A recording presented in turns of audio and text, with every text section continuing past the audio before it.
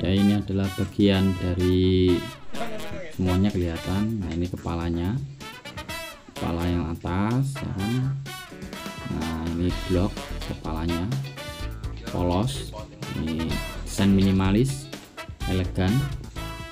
Ini terkesan mewah karena bahannya kayu jati semua.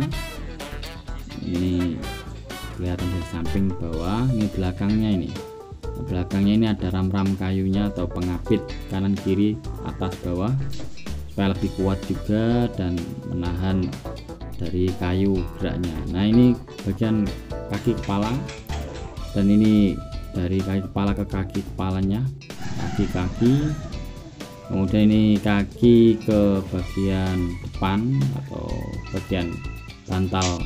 Nah, ini kemudian ini yang blok kepalanya semuanya full jati, tebel-tebel juga ya kan.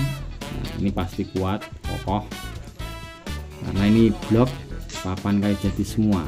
Nah, ini semua kayu jati semua, ini tidak ada yang multiplex atau HPL atau yang lain atau MDF, enggak. Ini kayu jati semua full. Dilihat itu serat-serat kayunya natural.